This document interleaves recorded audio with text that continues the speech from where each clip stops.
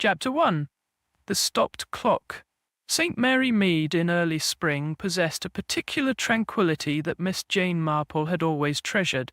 The cherry blossoms along the vicarage lane had begun to unfurl their delicate petals, and the morning air carried the sweet promise of warmer days. It was precisely this serenity that made the news of Reverend Clement's death all the more shocking when it rippled through the village. Miss Marple had been pruning her roses when her faithful maid Cherry burst into the garden, her young face flushed with exertion and distress. "Oh, Miss Marple, such terrible news! The vicar, he's been found dead in his study." Miss Marple straightened slowly, one gloved hand pressed against the small of her back. At her age, sudden movements were inadvisable, particularly when one had been bent over garden beds for the better part of an hour. "Dead, Reverend Clement? But I saw him only yesterday at the church committee meeting. He seemed in perfect health. Dr. Haydock says it was his heart, miss. Mrs. Price from the post office told me when I went to collect your letters. The vicar's housekeeper found him this morning, sitting at his desk, as if he'd simply fallen asleep." Miss Marple removed her gardening gloves and placed them carefully on the wrought iron table beside her shears. "Poor Mrs. Wilson must be quite distraught. The Reverend was always most considerate of his staff. The whole village is talking of nothing else, miss. They say he must have passed late yesterday afternoon. His pocket watch was stopped at 4:45. A curious expression flickered across Miss Marple's face. His pocket watch? The antique gold one he inherited from his grandfather. "That's the very one, miss. The doctor said it must have stopped when the vicar did." Miss Marple nodded thoughtfully. "I think I should pay a call on poor Mrs. Wilson. One should offer what comfort one can at such times." 20 minutes later, Miss Marple was making her way along the high street toward the vicarage, nodding politely to the various villagers who stopped to exchange hushed comments about the morning's tragic event. The news had indeed spread rapidly, and already the wild speculation that inevitably accompanied death in small communities had begun. The vicarage, a handsome Georgian building of weathered brick, stood in stark contrast to the smaller cottages that lined the lane. Its gardens, nowhere near as well tended as Miss Marple's own, nonetheless provided a dignified setting for the residence of St. Mary Mead's spiritual leader. "Mrs. Wilson," red-eyed but composed, admitted Miss Marple to the house with a quiet deference that spoke of years of service. "He was a good master, Miss Marple, never a harsh word. Not like some I could name." She dabbed at her eyes with a handkerchief that had seen considerable use that morning. "Would you care to sit in the drawing-room? Inspector Slack is with the doctor in the study just now." "Inspector Slack?" Miss Marple raised her eyebrows. "Has the police surgeon been called then?" "Standard procedure," the inspector said. "When someone dies alone." Mrs. Wilson sniffed disapprovingly. "As if there could be anything suspicious about the vicar's passing. A kinder, more godly man never walked this earth." "Indeed," murmured Miss Marple. "Still, I suppose the inspector must do his duty." At that moment, Inspector Slack emerged from the study, his notebook in hand, his expression as dour and officious as ever. He gave a curt nod upon seeing Miss Marple. "Miss Marple, I might have known you'd be here. Paying your respects, are you?" "Good morning, Inspector. Yes, I've come to offer what comfort I can to Mrs. Wilson." The inspector snapped his notebook shut. "Well, don't go putting ideas in anyone's head. Clear case of heart failure. According to Dr. Haydock, the vicar was found at his desk, peaceful-like. Must have happened around 4:45 yesterday afternoon, judging by his watch." "His pocket watch?" Miss Marple inquired innocently. "The gold one?" "That's right. Stopped at 3:47, lying on the desk beside his right hand." "His right hand?" Miss Marple's tone was mild, but her faded blue eyes sharpened with interest. "That's what I said," Slack replied impatiently. "Now, if you'll excuse me, I've got paperwork to complete. Natural causes or not, there's procedures to follow." As the inspector strode from the vicarage, Miss Marple turned to Mrs. Wilson. "I wonder, might I see the Reverend to say a private farewell? We served on so many church committees together over the years." Mrs. Wilson hesitated. Well, I suppose that would be all right. Haydock is still with him. The study was exactly as Miss Marple remembered it from her many meetings with the vicar, walls lined with theological texts, the scent of pipe tobacco lingering in the air, papers neatly arranged on the broad oak desk. The only jarring note was the still figure seated in the leather chair, head tilted slightly as if in contemplation. Haydock, a tall, spare man with a gentle manner, looked up from his examination. Ah, Miss Marple. Come to pay your respects? Yes, doctor. It's such a shock. He seemed in perfect health yesterday at the parish council meeting. Heart trouble can be like that, I'm afraid. Silent until the final moment, the doctor sighed. According to all evidence, it was quick and painless. A blessing, really. Miss Marple moved closer to the desk, her eyes taking in every detail of the scene. The vicar's reading glasses lay folded beside an open Bible. A half-finished cup of tea had gone cold, and there, gleaming softly in the afternoon light, lay the gold pocket watch that had been the Reverend's pride and joy. Such a beautiful timepiece, she remarked. I recall the Reverend once telling me it had been in his family for generations. Indeed, Dr. Haydock nodded. Stopped at the moment of death, it seems. 3:47 yesterday afternoon. Miss Marple leaned forward slightly, examining the watch without touching it, curious that it should be lying there by his right hand. Is it? The doctor looked puzzled. Well, yes. You see, the Reverend was quite distinctly left-handed. I've watched him take notes during countless meetings. He always carried his watch in his left waistcoat pocket and checked it with his left hand, a habit of many years' standing. Dr. Haydock frowned. Are you quite certain, Miss Marple? Oh, yes. One notices these little things, you know. My nephew Raymond says I'm terribly observant about people's habits, a consequence of living in a small village for so many years, I suppose. The doctor's frown deepened as he gazed down at the peaceful face of the dead man. That is peculiar. And there's something else, Miss Marple continued, her voice lowered slightly. The vicar suffered from arthritis in his right hand, had done for years. He mentioned just last week that he found it increasingly difficult to write his sermons. I can't imagine him removing his watch with that hand. It would have been most uncomfortable for him. Dr. Haydock studied her thoughtfully. What exactly are you suggesting, Miss Marple? Miss Marple gazed back at him, her expression innocent, yet somehow knowing. I'm not suggesting anything, Doctor. Merely observing that sometimes the simplest details can be most revealing. In my experience, people's habits rarely change, especially in their final moments. She glanced once more at the still figure of the vicar, then at the gleaming watch beside his hand. I wonder, she said softly, if perhaps someone else placed that watch there after the Reverend had passed, and if so, one must ask oneself, why? As Miss Marple departed the vicarage, nodding politely to the gathering of villagers outside, she couldn't help but feel that the stopped hands of the vicar's timepiece were pointing towards something far more troubling than a simple case of heart failure. And in the quiet village of St. Mary Mead, such secrets rarely remained buried for long. Chapter 2. The Unexpected Beneficiary.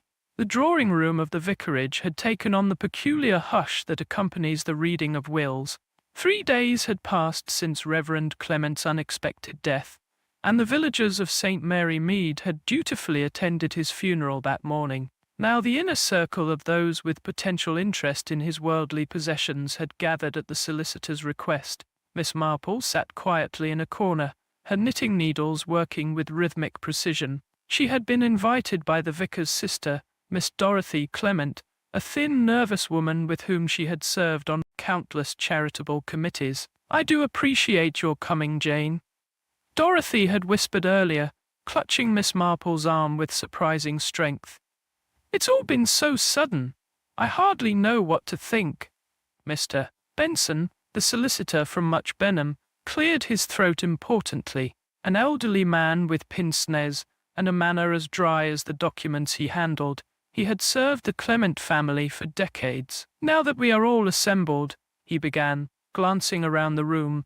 "I shall proceed with the reading of the late Reverend Clement's last will and testament." Miss Marple's observant gaze travelled around the gathered mourners. Dorothy Clement sat rigidly upright, her black gloved hands clasped tightly in her lap. Beside her was the vicar's nephew, Timothy Clement, a young man with a restless manner and what Miss Marple had always thought of as city clothes, too fashionable by half for St. Mary Mead. His recent arrival from London had caused something of a stir in the village, particularly as he had been estranged from his uncle for some years. On a separate settee sat Colonel Prothero's son, James, his military bearing evident even in repose. His presence at the will reading had raised Miss Marple's eyebrows. She was unaware of any particular connection between the young man and the vicar, beyond the usual parish relationships. The church warden, Mr. Rawlinson, occupied an armchair near the fireplace, a substantial man in his 50s with thinning hair and gold-rimmed spectacles. He had managed the church's financial affairs for over a decade, with what the parish council considered exemplary dedication. And finally, somewhat apart from the others, perched on a straight-backed chair near the window, sat Miss Hartley. The vicar's secretary was a quiet, marsy young woman of perhaps 30, whose capable efficiency had kept the parish running smoothly for the past 3 years. Her plain face was partially concealed by an unfashionable hat, and her eyes were red-rimmed from recent tears. "The will is surprisingly straightforward," Mr. Benson continued, "dated only 6 months ago and properly witnessed by Dr. Haydock and myself. I, Edmund George Clement, being of sound mind and body, do hereby bequeath my worldly possessions as follows." The solicitor's voice droned on through the standard legal formalities. Miss Marple's knitting needles never faltered, though her attention remained keenly focused on each face in turn. "To my sister, Dorothy Mary Clement, I leave the sum of £5,000 and my collection of silver, which has been in our family for generations." Dorothy's face remained impassive, though her fingers tightened momentarily around her handkerchief. "To my nephew, Timothy James Clement, I leave my pocket watch and the sum of £1,000, with the sincere hope that he will find his way to a more purposeful existence." Timothy's expression darkened momentarily at this barbed bequest, but he quickly composed his features into appropriate solemnity. "To the parish of St. Mary Mead, I leave my theological library, with the exception of those volumes specifically designated elsewhere in this will." Mr. Rawlinson nodded approvingly, making a note in a small black book he had produced from his pocket. "To Mr. James Prothero, I leave my collection of fishing equipment and accompanying journals, in recognition of our shared passion for the sport, and in memory of our many conversations on the subject." James Prothero looked genuinely moved by this gesture, a slight flush rising to his tanned cheeks. "And finally," Mr. Benson paused, adjusting his pince-nez, "to my faithful secretary, Miss Amelia Hartley, I leave my entire collection of first edition books, including my prized Dickens and Trollope volumes, along with the sum of £2,000, in gratitude for her unwavering service and keen literary appreciation." A collective intake of breath rippled through the room. Miss Hartley's hand flew to her mouth, her eyes wide with disbelief. Dorothy Clement half rose from her chair, her face contorted with sudden fury. "That cannot possibly be right," she exclaimed. "Those books are worth a fortune. They've been in our family for generations. Edmund would never—" "I assure you, Miss Clement, the will is perfectly clear," Mr. Benson replied calmly. "Your brother specifically mentioned that Miss Hartley had shown exceptional interest in and knowledge of the collection. He felt they would be properly appreciated in her care." Appreciated. She manipulated him. That's what she did. Dorothy turned her angry gaze toward the secretary, who had shrunk back in her chair. "Always there with her tea and sympathy, weren't you? Making yourself indispensable. Getting him to confide in you when his own family hardly saw him." "I never," Miss Hartley began tremulously.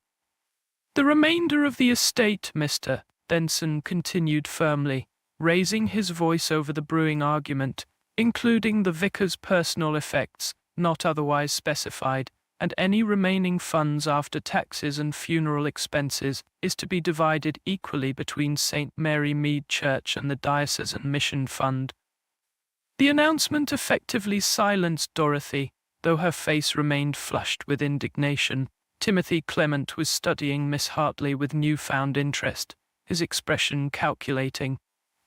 Mr. Rawlinson continued making notes, occasionally glancing toward the secretary with poorly concealed surprise. As the gathering began to disperse, Miss Marple approached Miss Hartley, who remained seated, looking rather stunned by the proceedings. "My dear," Miss Marple said gently, "would you care to take tea with me tomorrow afternoon? I imagine you could use a friendly ear about now." The younger woman looked up gratefully. "That's very kind, Miss Marple. I would appreciate that." "Excellent. 3 o'clock at my cottage, then." As Miss Marple turned to leave, she noticed Timothy Clement engaged in what appeared to be an intense conversation with James Prothero in the hallway. Their voices were too low to distinguish words, but their body language suggested disagreement of some kind. Timothy's hands gesticulated sharply, while James stood with arms folded, his military posture unyielding. Outside the vicarage, Miss Marple found herself walking alongside Mr. Rawlinson. The church warden appeared troubled, repeatedly removing and polishing his spectacles, a habit Miss Marple had observed in moments of stress. "A surprising will, wouldn't you say, Mr. Rawlinson?" "Indeed, Miss Marple. Most surprising." "Were you aware of the vicar's interest in book collecting? I know he treasured his library, but I had no idea some volumes were so valuable." Rawlinson replaced his spectacles carefully. "The Dickens alone must be worth several £100. First editions, you know, and the complete Barchester Chronicles by Trollope, quite rare in such pristine condition, and all going to Miss Hartley. How interesting that she shared his passion for literature." "Yes, interesting." He hesitated. "Miss Marple, did you happen to notice anything unusual about the vicar in the days before his death?" "Unusual? In what way?" He had been reviewing the church accounts with particular attention, asked for records going back several years. "Most unlike him, he usually left the financial matters entirely in my hands. Perhaps he was concerned about parish finances. The roof fund has been struggling, I believe." "Perhaps." Rawlinson frowned. He also spent considerable time in the parish archives, though he wouldn't say why. Old records, birth and death, registers from decades ago. Miss Hartley was helping him. Research for a sermon, he claimed, but it seemed different somehow. They had reached the gate where their paths would diverge. Miss Marple paused, her keen eyes studying the church warden's troubled face. "Mr. Rawlinson, do you believe the vicar's death was entirely natural?" The question hung in the air between them. Rawlinson's hand tightened on the gate latch. "I wouldn't presume to question Dr. Haydock's diagnosis," he said carefully. "Why do you ask?" "Oh, just an old woman's fancy," Miss Marple replied lightly. "But I've always found that when things don't quite fit together properly, like the vicar's watch being in his right pocket when he was left-handed, there's usually something worth investigating." Rawlinson stared at her. "His watch? I didn't know. Such a small detail, really. Probably nothing at all. Good day, Mr. Rawlinson." As Miss Marple made her way home, her thoughts were not on her knitting pattern, but on the curious threads that seemed to be emerging from what the police had dismissed as a simple case of heart failure.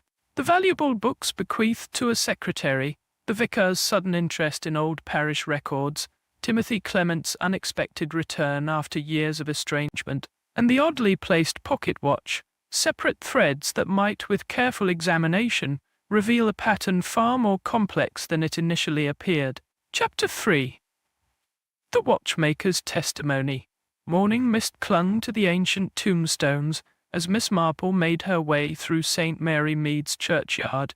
The old Saxon church stood sentinel, its weathered stone witness to centuries of village secrets. Miss Marple paused briefly at the freshly turned earth that marked Reverend Clement's final resting place. The soil was still dark and raw, adorned with flowers that had yet to wilt, chrysanthemums from the Women's Institute, roses from the choir, and a small, unpretentious bunch of forget-me-nots that Miss Marple knew had been placed by Miss Hartley. The church clock struck 9 as she emerged from the grounds onto the high street, where shops were just beginning to open. Among these was the modest establishment of Giles and Son, clockmakers and jewelers, situated between the baker's and the haberdashery.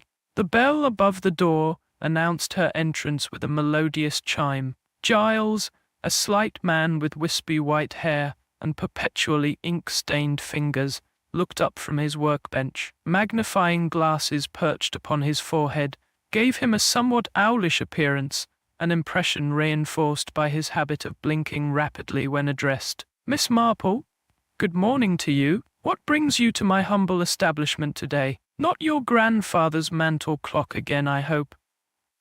"No, Mr. Giles, that's keeping perfect time thanks to your expertise," Miss Marple replied with a gentle smile. "I've come on a rather different matter. It concerns the late Reverend Clement's pocket watch." The watchmaker's hands stilled above the disassembled mechanism he had been examining. "Ah, a terrible business, the vicar's passing. A fine gentleman, always so particular about his timepieces. Indeed, I understand you maintained his watch for him?" "That I did, Miss Marple. That beautiful gold half-hunter had been in the Clement family for generations. Georgian craftsmanship at its finest. You don't see workmanship of that caliber these days." He shook his head regretfully. The vicar brought it in regularly, every 6 months without fail, for cleaning and adjustment. Miss Marple settled herself on the customer's chair, arranging her tweed skirt carefully. "I believe he had it serviced quite recently." "Just last month," Mr. Giles nodded vigorously. "A minor issue with the winding mechanism. Nothing serious. I had it sorted within the day. When he collected it, I assured him it should run perfectly for at least 6 months." "How curious, then, that it should stop so suddenly," Miss Marple mused, her faded blue eyes watching the watchmaker's face closely. Mr. Giles frowned, removing his magnifying glasses entirely. "Stop? But that's most unusual. The mainspring was in excellent condition. Unless the watch was deliberately stopped." He blinked rapidly, or perhaps suffered a severe jolt. "Dropped from a height, perhaps." "I see." Miss Marple's fingers tapped thoughtfully on her handbag. "When the vicar came to collect his watch, did he seem his usual self?" The watchmaker considered this. "In most respects, yes, though now that you mention it, he did seem somewhat preoccupied, less inclined to chat about the parish affairs than was his custom. Did he happen to mention what was troubling him?" "Not in so many words." But Giles hesitated, glancing toward the shop window as if concerned about being overheard, despite the empty street outside. "I did witness a rather uncomfortable encounter later that day. The vicar was leaving the post office when young Mr. Prothero, the colonel's son, approached him. Their conversation appeared quite heated." "James Prothero?" Miss Marple's interest visibly sharpened. "Could you hear what was said?" "Only fragments. Something about family reputations and best left buried." The vicar seemed to be attempting to calm the young man, but Mr. Prothero departed in evident agitation. Giles adjusted a small screwdriver on his workbench, aligning it perfectly with its fellows. Most unusual to see the vicar engaged in such a confrontation. He was generally so mild-mannered. Miss Marple nodded slowly. "One last question, if I may. This pocket watch, was there anything distinctive about it besides its age and craftsmanship?" Mr. Giles' face brightened with professional enthusiasm. "Oh, indeed. That's what made it such a fascinating piece.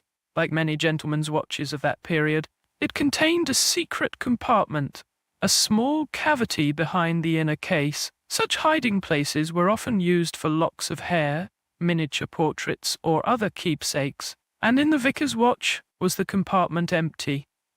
Not at all. It contained a small brass key of unusual design, quite old by the look of it. When I asked about it, the vicar merely smiled and said it was a family mystery. The watchmaker's eyes twinkled. I assumed it was for a diary or private papers. Gentlemen of an earlier generation were rather fond of keeping their personal correspondence under lock and key. A key, Miss Marple repeated softly. How very interesting. As she took her leave of Mr. Giles, Miss Marple's thoughts whirled with new possibilities. The confrontation between the vicar and James Prothero, coupled with the mysterious key, added intriguing dimensions to what was becoming an increasingly complex puzzle. Her path back through the village took her past the vicarage, where she observed Timothy Clement emerging in apparent haste. His expression was tense, his movements furtive as he glanced up and down the lane before striding rapidly away. Seized by a sudden impulse, Miss Marple altered her course to intercept him. "Good morning, Mr. Clement. What a pleasure to see you again, though under such sad circumstances." Timothy started visibly. "Miss Marple, I didn't see you there." "No, indeed. One advantage of advancing years, people rarely notice one's presence." She smiled disarmingly. "Are you staying long in St. Mary Mead? I understood your business normally keeps you in London." Yes. Well, there are matters to settle regarding Uncle Edmund's estate. Paperwork, you understand." He glanced at his wristwatch. "If you'll excuse me, I have an appointment in Much Benham." "Of course, though before you go, I was just speaking with Mr. Giles about your uncle's pocket watch. Such a beautiful heirloom. I believe it's come to you now." Timothy's face darkened momentarily. "Yes, though I haven't received it yet. The police are still holding it, apparently. Some formality or other. How vexing for you. Though I suppose Inspector Slack must follow procedure. Your uncle was most particular about that watch, I understand. Had it serviced regularly by Mr. Giles?" "Was he? I wouldn't know. Uncle Edmund and I were not close in recent years." "Yes, I had heard something to that effect." Miss Marple's expression was sympathetic, yet somehow penetrating. "A disagreement of some kind, I believe." Timothy's jaw tightened. "Family matters. Nothing of interest to anyone else." "Quite so. Families can be so complicated, can't they? Your uncle was always very discreet about personal matters, though I understand he was researching family history recently, parish records and such." For a brief moment, alarm flashed across Timothy's face before he smoothed his features into polite indifference. "Was he? How tedious. If you'll excuse me, Miss Marple, I really must be going." As he hurried away, Miss Marple watched thoughtfully. The mention of parish records had clearly disturbed the young man, though he had tried to conceal it. Another thread to add to her mental tapestry. The remainder of the morning passed in routine village activities, purchasing fresh eggs from the farm, exchanging pleasantries with Mrs. Blade at the bakery, and attending a brief meeting of the hospital committee. But throughout these mundane tasks, Miss Marple's mind continued to sift through the accumulating evidence surrounding the vicar's death. By early afternoon she had reached a decision. Tea with Miss Hartley was not scheduled until 3 o'clock. That left ample time for another visit to the vicarage, this time to examine the Reverend's study more thoroughly than had been possible during her condolence call. Miss Marple approached by the garden path, noting with practiced eye that someone had recently walked across the damp soil of the flower beds. The impression of a man's shoe was clearly visible beneath the study window. "Curious, Mrs. Wilson admitted her with the same red-eyed solemnity as before. "I was just making tea, Miss Marple. Would you care for a cup? That would be most kind. And perhaps while it's brewing, I might sit quietly in the Reverend's study. I find it comforting somehow to be surrounded by his books. He had such a fine theological library. Of course, no one's disturbed anything in there. Can't bring myself to start clearing it yet." The housekeeper sniffed. "Though Miss Dorothy was asking about some of the first editions already. Not seemly, if you ask me. with him barely cold in his grave. The study was much as Miss Marple remembered it.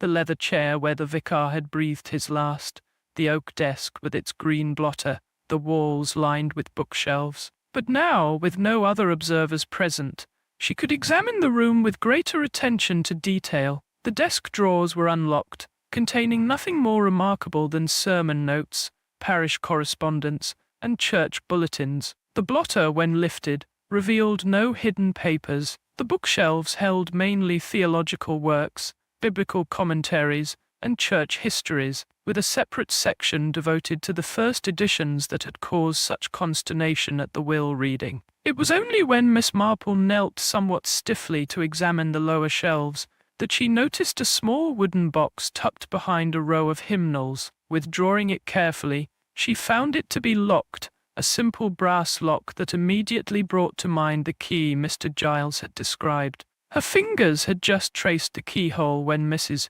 Wilson entered with the tea tray. Miss Marple smoothly returned the box to its hiding place. "Here we are, Miss Marple. I've brought some of my seed cake as well. The vicar was always partial to it." "How thoughtful, Mrs. Wilson. Tell me, did the vicar often receive visitors in the days before his death?" "Not more than usual. The regular parish business, you know, though young Mr. Prothero did come by one afternoon. Left in quite a state, he did." "Indeed? Did you happen to overhear their conversation?" Mrs. Wilson looked slightly uncomfortable. "I wouldn't want to speak ill of anyone, Miss Marple." "Of course not, but if there was some disturbance—" "Well, they did raise their voices toward the end. Mr. Prothero was saying something about family matters being private, and the vicar replied that truth had a way of emerging whether one wished it or not." The housekeeper frowned. Most unlike the vicar to be involved in any sort of quarrel.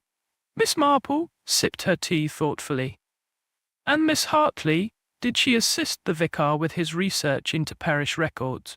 "Spent hours, they did, poring over those dusty old books. Birth records, marriage registers, death certificates from decades ago. The vicar said they were tracing the history of some local families for a paper he was writing." "Which families in particular?" "I couldn't say for certain, though I did hear him mention the Prothero name once or twice." Mrs. Wilson leaned forward confidentially. "Between ourselves, Miss Marple, I think he'd found something that troubled him greatly. The night before he passed, I heard him pacing in his study until the small hours. Most unlike him." As Miss Marple departed the vicarage some time later, her mind was alight with new connections. The vicar's research into parish records, the confrontation with James Prothero, the key hidden in the watch, and the locked box behind the hymnals, all pieces of an increasingly complex puzzle. And somewhere within that puzzle, she felt certain, lay the true explanation for Reverend Clement's untimely death. Chapter 4. Letters in the Library. The afternoon sunlight filtered through Miss Marple's lace curtains, casting delicate patterns across the blue Wedgwood tea service. Miss Hartley sat perched on the edge of the chintz-covered armchair, her hands folded tightly in her lap. Despite the warmth of the day, she had not removed her cardigan, a faded brown affair that did nothing to enliven her complexion. "I can't thank you enough for inviting me, Miss Marple," she said softly. "The past few days have been difficult, I can well imagine." Miss Marple poured tea with practiced precision. "Milk and 1 sugar, if I remember correctly." Miss Hartley looked surprised. "Yes, that's right. How did you know? I've observed you at parish functions, my dear. One develops an eye for detail in a village like St. Mary Mead. People's habits become familiar." She passed the delicate cup, rather like the vicar's habit of carrying his watch in his left waistcoat pocket. The secretary's hand trembled slightly, causing the teacup to rattle against its saucer. "His watch? Yes. A beautiful gold piece, Georgian, I believe Mr. Giles said, with a most interesting hidden compartment containing a small brass key." Miss Hartley set down her cup untouched, her eyes suddenly wary. "I'm not sure what you're suggesting, Miss Marple." "I'm not suggesting anything, my dear." merely noting that when a left-handed man is found with his prized possession in his right pocket, and when that possession contains a key of some significance, one naturally wonders. A moment of silence stretched between them, punctuated only by the ticking of the mantel clock. Miss Hartley seemed to be weighing something in her mind, her gaze fixed on the floral pattern of the carpet. "The vicar trusted you, Miss Marple," she said finally. "He spoke of your perception, your understanding of human nature. Most kind of him, I think." Miss Hartley drew a deep breath. "I think he would want me to show you what we discovered." From her handbag she withdrew a small brass key, identical to the one Miss Marple had heard described by Mr. Giles. "This is a duplicate. The vicar had it made last month, after he began to suspect certain irregularities." "Irregularities of what nature, my dear?" "In the church accounts. Nothing obvious at first. Small discrepancies that might easily be attributed to clerical error. But as we examined the records more closely, a pattern emerged. Funds consistently misallocated, donations recorded but never deposited, expenses inflated beyond their true cost." "And who maintained these accounts?"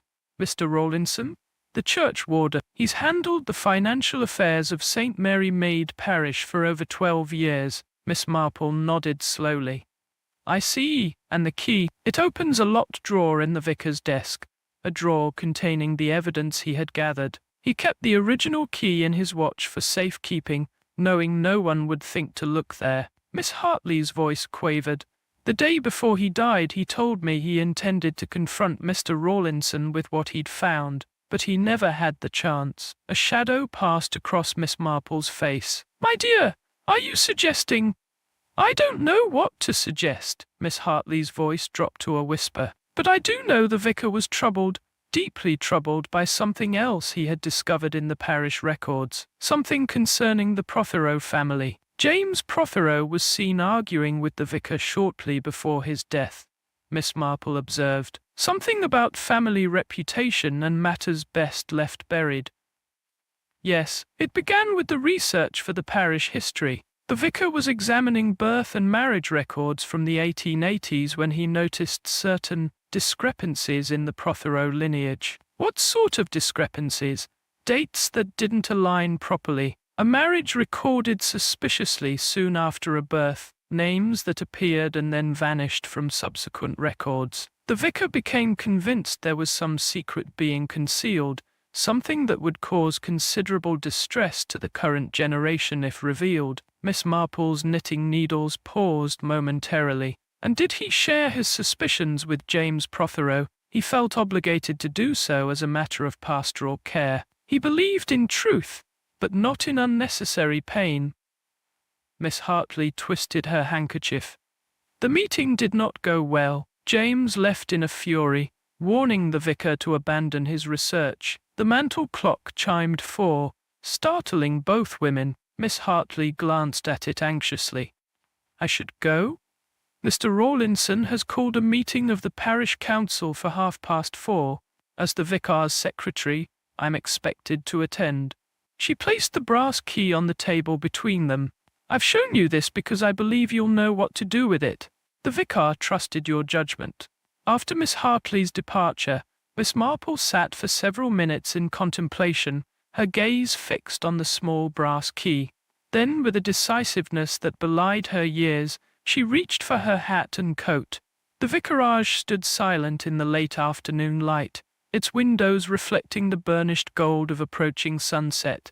Wilson had gone to visit her sister in the neighboring village, leaving the house temporarily unattended, a circumstance Miss Marple had ascertained during their earlier conversation. The study door yielded to her gentle pressure. Inside, the room retained its scholarly atmosphere, undisturbed since her visit that morning. The leather chair, the bookshelves, the oak desk, all waited in mute testimony to their absent master. Miss Marple approached the desk, noting that its surface had been tidied since her last visit, papers stacked neatly, pens arranged in their holder, blotter straightened. Someone had been here in the interim, someone with an eye for order. The central drawer contained nothing of interest, just the usual paraphernalia of clerical life. But on the right side of the desk was a smaller drawer with a brass lock that matched the key now in her possession. It turned smoothly, the mechanism clicking open with well-oiled precision. Inside lay a manila folder containing several sheets of paper, covered with the vicar's distinctive slanting handwriting. Beside it was a small leather-bound notebook and an envelope addressed simply, "To be opened in the event of my death." Miss Marple's heart quickened as she lifted the envelope. The flap was unsealed, suggesting its contents had been reviewed recently. Inside was a single sheet of paper dated just 3 days before the vicar's death. "To whom it may concern," she read, "I have, in the course of my duties, uncovered evidence of financial malfeasance within the parish accounts maintained by Mr. Harold Rawlinson. Detailed records of these irregularities can be found in the accompanying notebook with dates and specific amounts noted.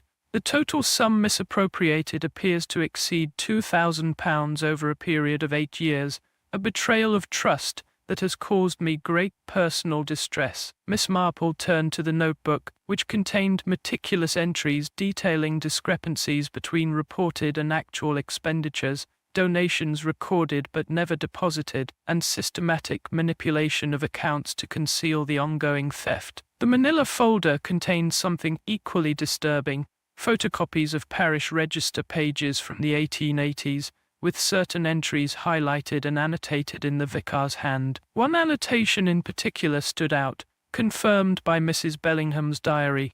The child was born to Ellen Trent, housemaid at Prothero Hall, and adopted by the family after her dismissal. The true father appears to have been Colonel Prothero's own father, making the current James Prothero's claim to inheritance questionable. Miss Marple sat back, her mind racing with the implications. The vicar had uncovered not one but 2 explosive secrets: financial misconduct by a trusted church official, and a century-old scandal that threatened the Prothero family's position in county society. Either revelation could provide a motive for silencing him. A sudden noise from the hallway startled her, the unmistakable sound of the front door opening. Hastily returning the papers to the drawer, Miss Marple locked it and pocketed the key. She had barely stepped away from the desk when the study door swung open to reveal Mr. Rawlinson. The church warden's surprise at finding her there was evident, but he recovered quickly. "Miss Marple, I didn't expect to find anyone here. Mr. Rawlinson, I was just saying a private farewell to the vicar's study. So many parish meetings held here over the years, you know. So many fond memories." She smiled placidly, though her heart was racing. Indeed, his eyes moved past her to the desk, lingering momentarily on the locked drawer. "I was just collecting some papers for this afternoon's parish council meeting. Financial matters, always tedious, but necessary. Of course, I won't keep you from your duties." Miss Marple moved toward the door, her demeanor one of elderly benevolence. Such a responsibility, managing the church finances. The vicar was fortunate to have someone so dedicated. Something flickered in Rawlinson's eyes, weariness perhaps, or calculation.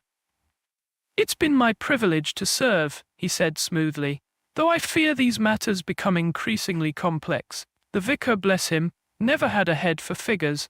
No, indeed, though he was most methodical in other respects. His record-keeping, for instance, quite meticulous. Rawlinson's smile tightened almost imperceptibly. "Was there something specific you wished to discuss, Miss Marple?"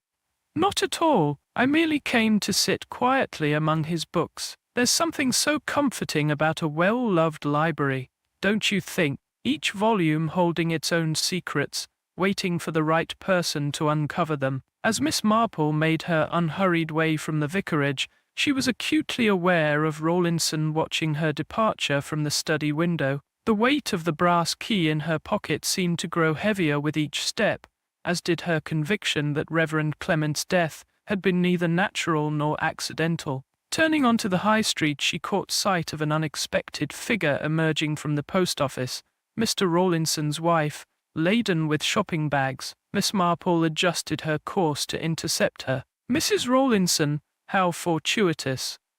I was just thinking of calling on you." Martha Rawlinson, A stout woman with anxious eyes perpetually magnified by thick spectacles appeared startled by the greeting. Miss Marple, I am afraid I'm rather in a hurry. Harold expects me back by 5. This won't take but a moment. I merely wish to ask, is it true that you and Mr. Rawlinson are planning an extended trip abroad?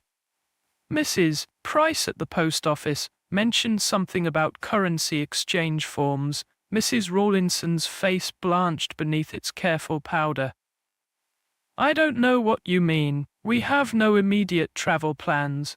How curious. I was so certain. Miss Marple affected mild confusion. Perhaps it was another couple I heard about, though I could have sworn Mrs. Price mentioned passport renewals as well.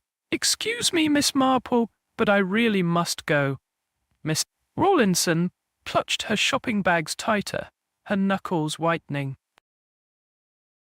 Harold will be wondering where I am. As the woman hurried away, Miss Marple's gentle expression hardened into one of grim determination. She retrieved the small notebook she always carried in her handbag and made a brief entry, then turned decisively toward the police station. Inspector Slack would be reluctant to reopen an investigation declared closed, particularly on the word of an elderly spinster, but the evidence in the vicar's desk, coupled with what appeared to be hasty departure preparations by the Rawlinsons, might be enough to convince even the most stubborn of officials that the death of Reverend Clement warranted closer examination. Chapter 5.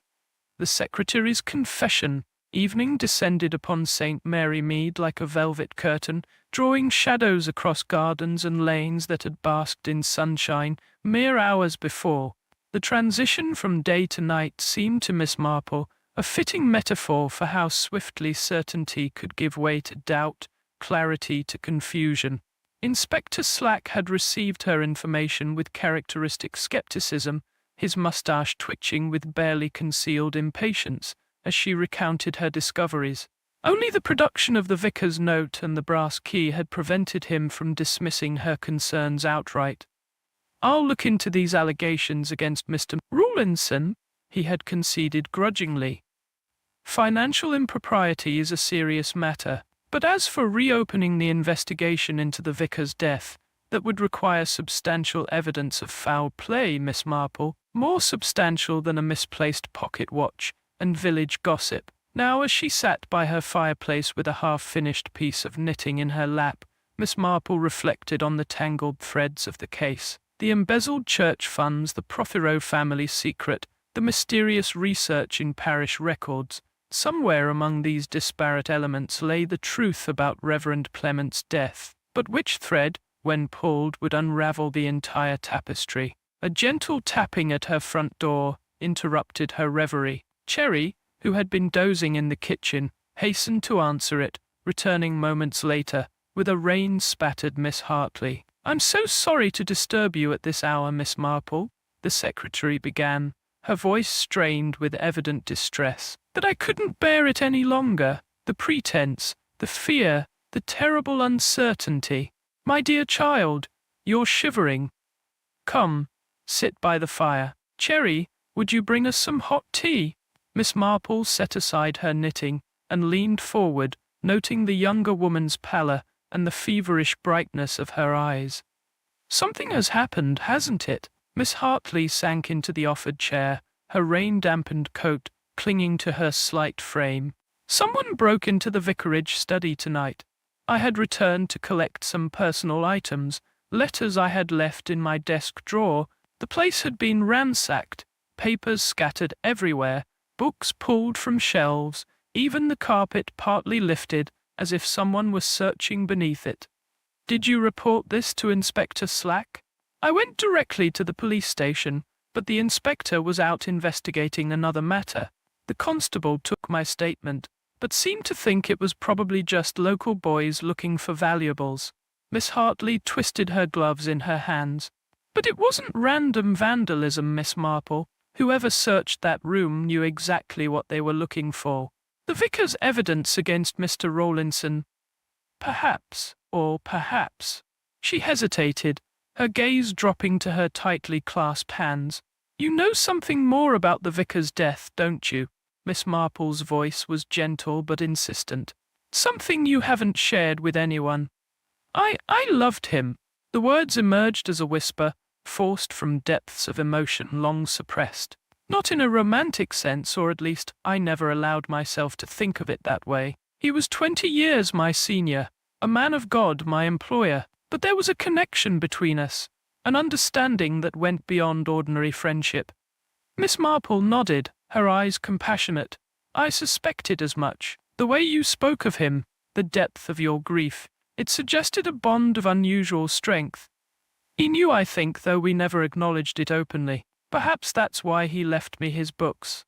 They had been the foundation of our relationship, our shared passion for literature and history. Miss Hartley's voice steadied as she spoke of their intellectual connection. We would spend hours discussing Trollope and Dickens, debating theological interpretations, exploring historical mysteries, and this shared intellectual life led to your assistance with his research. Yes, at first it was purely academic, the parish history, documenting the lineage of prominent local families. But then we discovered the irregularities in the Prothero records. She leaned forward earnestly. You must understand, Miss Marple, the vicar never intended to cause pain or scandal. He believed that truth, however uncomfortable, was preferable to perpetuating falsehood. The truth regarding James Prothero's ancestry. Miss Hartley nodded. The child born to the housemaid, Ellen Trent, was not formally adopted, as the family claimed. He was the illegitimate son of the elder Prothero, James's great-grandfather, by a servant girl who was subsequently dismissed and sent away with a small settlement. The child was raised as the son of the Prothero heir and his wife, who had been unable to conceive, a convenient arrangement for all concerned, except that it created a false line of inheritance that continues to this day, and Reverend Clement shared this discovery with James Prothero. He felt morally obligated to do so. The deception did not invalidate James's legal position.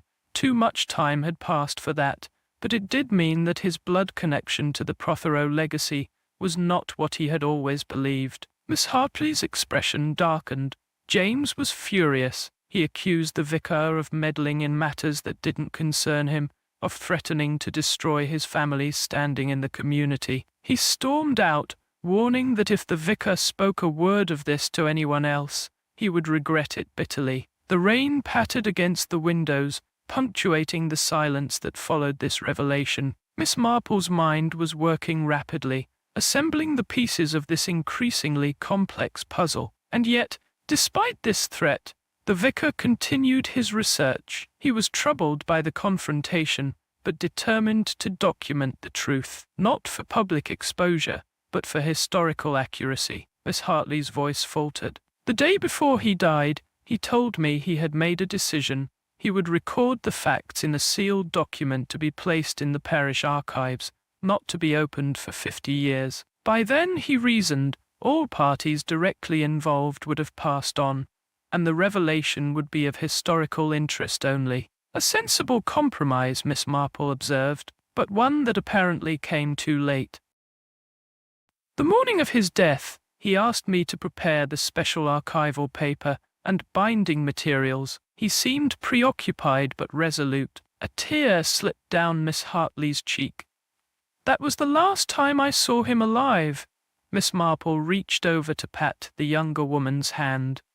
My dear, I must ask you something difficult. Where were you during the afternoon the vicar died? Miss Hartley stiffened slightly, but met the elderly woman's gaze directly. I was cataloguing books at the parish library until 5 o'clock. Mrs. Clement, the vicar's sister, was there as well, sorting donations for the church jumble sale. She can confirm my presence. I see. And after that, I returned to my cottage and spent the evening alone reading. She smiled faintly.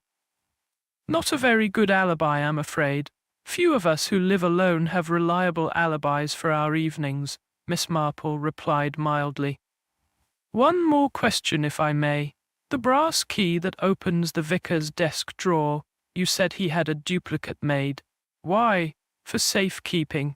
He kept the original in his watch and gave the copy to me, with instructions to use it only if something happened to him. Miss Hartley's expression became troubled. Miss Marple, do you believe the vicar was murdered because of what he discovered? Before Miss Marple could respond, a sharp knock sounded at the front door, more authoritative than Miss Hartley's tentative tapping had been. Cherry appeared in the doorway, her young face anxious. It's Inspector Slack, miss. He says it's urgent. The inspector entered without waiting for an invitation, his bulky form filling the small sitting room. Water dripped from his hat onto the carpet as he surveyed the two women with narrowed eyes. Miss Hartley, I've been looking for you. Your neighbors said you left your cottage in some distress earlier this evening. I came to consult Miss Marple about the break-in at the vicarage, she replied, her voice steadier than her trembling hands would suggest. Indeed, the inspector's tone was dry. Well, I have news that may interest you both. Mr. Harold Rawlinson was apprehended, attempting to board the evening train to Southampton, carrying a considerable sum in cash and bearing a passport with a fresh visa for Argentina. His wife was waiting in a taxi with their luggage. Miss Marple's eyebrows rose. Argentina has no extradition treaty with Britain, I believe. Precisely. When confronted with the evidence found in the vicar's desk, Rawlinson broke down rather spectacularly, confessed to embezzling church funds for years. Apparently he'd developed a taste for gambling that his income couldn't support. The inspector tugged at his moustache, a habit Miss Marple had observed when he was reluctantly impressed. Your information proved most valuable, Miss Marple. And the matter of the vicar's death? She prompted. Rawlinson denies any involvement, claims it was simply convenient timing, says the vicar confronted him with evidence of the embezzlement the day before he died, but offered him a chance to make restitution privately, without criminal charges. They arranged to meet the following afternoon to discuss terms. The afternoon the vicar died, Miss Hartley whispered. According to Rawlinson, when he arrived at 4 o'clock, he found the vicar already dead at his desk. Panicked, thinking he'd be suspected due to their financial dispute, he arranged things to suggest the death had occurred later, after his visit, by deliberately stopping the vicar's watch at 3:47 and placing it where it would be noticed. In the right pocket, instead of the left, Miss Marple murmured. Exactly. He claims he had no knowledge of the vicar's left-handedness, merely placed the watch where it seemed natural to him. The inspector frowned. A convenient story, but possible. Oh, Dr. Haydock's initial examination was consistent with death by heart failure, though the time was estimated rather broadly, between 2 and 5 in the afternoon. Miss Hartley leaned forward anxiously. Do you believe him, Inspector? I'm not paid to believe, Miss Hartley, but to investigate, and my investigation has now expanded to include the possibility that the vicar's death was not due to natural causes. He turned to Miss Marple. Which brings me to another matter. The break-in at the vicarage this evening. Nothing appears to have been stolen, but the study was thoroughly searched. Would either of you have any idea what the intruder might have been looking for? Miss Marple and Miss Hartley exchanged glances. It was the secretary who spoke first. The parish records, she said quietly. The evidence concerning the Prothero family, as Miss Hartley recounted the details of the vicar's historical research and James Prothero's angry reaction, the inspector's expression grew increasingly grave. The steady drumming of rain against the windows provided a somber backdrop to her narrative of century-old secrets and present-day threats. Two separate motives, Miss Marple observed when Miss Hartley had finished. Financial exposure and family scandal either might drive someone to desperate measures. Indeed, the inspector closed his notebook with a decisive snap. I think it's time I had a conversation with Mr. James Prothero about his movements on the afternoon of the vicar's death. He glanced at Miss Hartley. And I'd advise you to be careful, miss. If there is a killer in St. Mary Mead, and if that person believes you share the vicar's knowledge, you could be in considerable danger. After the inspector's departure, the two women sat in silence, watching the flames dance in the fireplace. The house creaked and settled around them, the familiar noises of an old cottage that had weathered countless storms. "You should stay here tonight," Miss Marple said finally. "The guest room is always prepared, and I would feel better knowing you were safe. Tomorrow we can consider what further steps might be necessary." As Miss Hartley retired to the offered room, Miss Marple remained by the fire, her knitting abandoned in her lap. The case was taking shape in her mind, the disparate threads slowly weaving into a coherent pattern. But the most crucial thread, the one that would reveal the hand behind Reverend Clement's death, remained elusive. Outside, a shadow moved briefly across the rain-streaked window, then vanished into the darkness. A fleeting presence, gone almost before it registered in Miss Marple's peripheral vision. She rose stiffly and drew the curtains closed, troubled by the sensation that someone had been watching the cottage. Mary Mead, where everyone knew their neighbor's business, such furtive observation was both unusual and ominous. As she secured the locks on doors and windows before retiring, Miss Marple reflected that the evening's revelations had transformed what had seemed a simple case of heart failure into something far more sinister, a deliberate act designed to silence a man who had uncovered too many uncomfortable truths. And somewhere in the village, the person responsible was growing increasingly desperate as their secrets teetered on the edge of exposure. Chapter 6. The Time of Death. Dawn arrived in St. Mary Mead with a pearlescent light that transformed the rain-washed village into something almost ethereal. Miss Marple stood at her bedroom window, observing the delicate mist rising from her garden as she contemplated the revelations of the previous evening. The embezzled church funds, the century-old scandal that threatened the Prothero legacy, the mysterious intruder at the vicarage, each element suggested a different path to the truth, yet somehow they must converge. She had slept poorly, her dreams disturbed by the image of that fleeting shadow beyond her window. The sense of being watched had lingered through the night, like a discordant note in a familiar melody. In her experience, such intuitions were rarely mistaken. The soft creak of floorboards in the hallway announced Miss Hartley's awakening. Minutes later, the secretary appeared in the doorway of the breakfast room, her face pale but composed. "I've made a decision," she announced without preamble. "I'm going to leave St. Mary Mead. There's nothing for me here now that the vicar is gone. And these revelations have made staying impossible." Miss Marple regarded her thoughtfully. "A hasty departure might be interpreted as an admission of guilt, my dear." "Guilt? I have nothing to feel guilty about," Miss Hartley protested, though a flush rose to her cheeks. "I loved him, yes, but I would never have harmed him, never."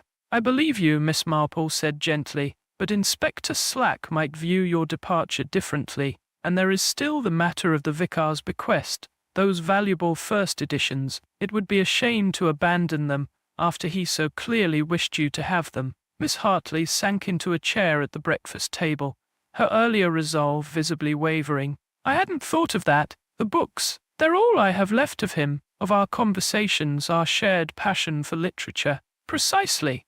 And I suspect there may be something else the vicar left for you, perhaps unknowingly." Miss Marple poured tea for them both, the familiar ritual bringing momentary calm to the troubled atmosphere. "Tell me, did the vicar make any notes during his research into the Prothero family history?" "Extensive ones. He was most methodical in his documentation." "And where are these notes now?" Miss Hartley's brow furrowed. "In his study, I suppose. Or perhaps scattered across the floor after last night's break-in. Unless," Miss Marple suggested delicately, "they were what the intruder was seeking, in which case they may now be destroyed, or in the possession of someone with a vested interest in keeping the Prothero secret hidden." The secretary's eyes widened with sudden understanding. "The first editions," she whispered. "The collection he left to me, several of them had his personal annotations in the margins. He often used them as a form of private journal, noting thoughts and observations he didn't wish to record elsewhere." "Precisely," Miss Marple nodded approvingly. "And these books are now still at the vicarage?" They were to be transferred to my cottage once the will was fully processed. Miss Hartley set down her teacup with a decisive click. We must examine them immediately. The morning mist had begun to lift as the two women made their way to the vicarage. The village was stirring to life, blinds being raised, shopkeepers unlocking their doors, the milkman completing his rounds. Yet beneath this veneer of normalcy, there was a subtle tension, an awareness that something had fundamentally shifted in the peaceful community. They found Mrs. Wilson in the kitchen, her eyes red-rimmed, but her movements brisk as she prepared a tray of tea and toast. Inspector Slack is in the study with Timothy Clement, she informed them, her tone disapproving. Been there since 6:30, going through the poor vicar's papers again, as if he hasn't suffered enough indignity. Mr. Timothy is here? Miss Marple inquired mildly. I understood he was staying at the Blue Boar. Came rushing over at first light. He did. Said he had information for the inspector.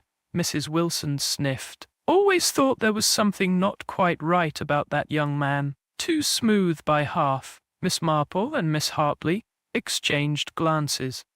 Their shared suspicion unspoken but understood. As they approached the study, raised voices could be heard through the partially open door. I've told you everything I know, Timothy Clement was saying, his tone defensive. Yes, I argued with my uncle about money. Yes, I was in debt. But I certainly didn't kill him. Yet you were seen leaving the vicarage at approximately 3:30 on the afternoon of his death, Inspector Slack countered.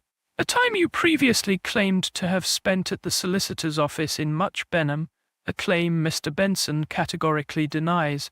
I misspoke. I was confused about the timing. The shock of my uncle's death was considerably less shocking to you than to others, given that you were the one who discovered his body and conveniently adjusted his watch to suggest a later time of death. There was a moment of stunned silence before Timothy replied, his voice now shaking with either fear or anger. That's preposterous. Who told you such a thing? Your uncle's pocket watch contained fingerprints, Mr. Clement. Yours, quite distinctly, on both the case and the winding mechanism. Miss Marple cleared her throat delicately, stepping into the doorway. I believe I may be able to shed some light on this matter, Inspector. All eyes turned to her. Inspector Slack's impatient, Timothy Clement's alarmed, and a third pair belonging to James Prothero, who sat quietly in the corner, his military bearing somewhat diminished by evident exhaustion. Miss Marple, the inspector acknowledged with barely concealed irritation.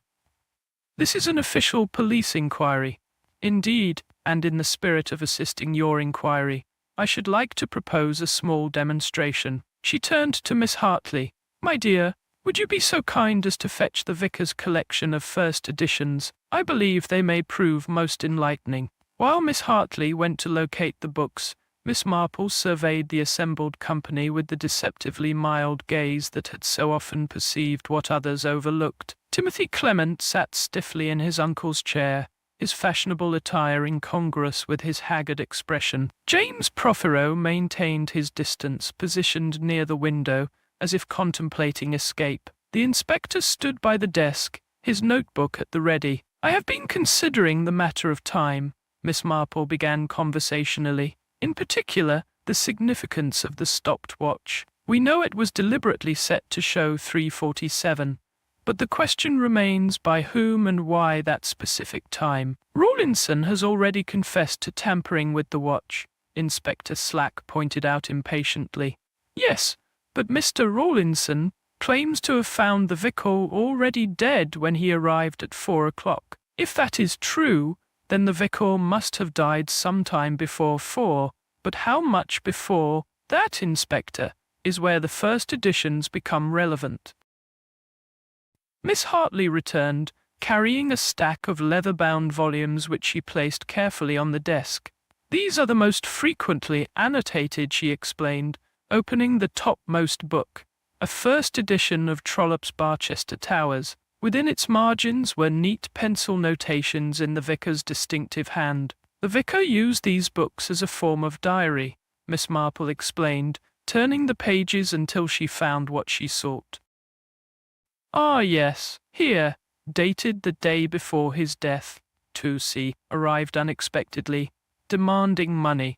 Claims gambling debts must be paid or severe consequences will follow. Suggested church funds as temporary solution. Horrified by the suggestion, Timothy Clement half rose from his chair, his face flushed. That's taken out of context. I never suggested stealing from the church. Yet you did visit your uncle to request financial assistance, Miss Marple pressed. And you were aware that he had uncovered Mr. Rawlinson's embezzlement. I didn't know the details, only that there were irregularities in the accounts that troubled him. Timothy sank back into his chair, visibly deflating. Yes, I needed money. I've made some unwise investments, but I would never have harmed my uncle. Miss Marple turned to another book. This one, a Dickens first edition. The vicar made additional notes on the morning of his death, meeting with J.P. most distressing. His anger at family revelations exceeded all reasonable bounds. Threatened exposure would be met with resistance by any means necessary. James Prothero's face remained impassive, though his knuckles whitened where they gripped the windowsill. The vicar was meddling in matters that didn't concern him, he said stiffly. Family history should remain private. Even when built upon deception, Miss Marple inquired gently. The truth about your great-grandfather's parentage would not have affected your legal inheritance, merely the perception of your bloodline. The Prothero name has stood for honor and breeding for generations. To have that questioned, to become the subject of village gossip and country house whispers, it would have been intolerable enough to silence the vicar permanently. Before James could respond, Miss Marple opened a third volume, a first edition of Austen's Emma that had clearly been well loved. The vicar's final entry, written, I believe, shortly before his death, have resolved the matter of J.P.'s family history, will place documentation in sealed archive, not to be opened for 50 years. T.C.'s financial situation more troubling. Evidence suggests cooperation with R. in misappropriation of funds. Confrontation at 3 this afternoon could prove difficult. If persuasion fails, must consider formal accusations. A heavy silence fell over the room as the implications of these words registered with each listener. Inspector Slack was the first to speak.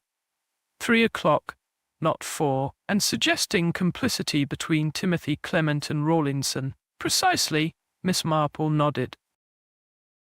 The vicar had discovered not only Mr. Rawlinson's embezzlement, but also his nephew's involvement in it. Timothy had accumulated gambling debts far beyond his means. Mr. Rawlinson had been systematically defrauding the church for years. Together they had established an arrangement, Timothy's silence in exchange for a share of the misappropriated funds.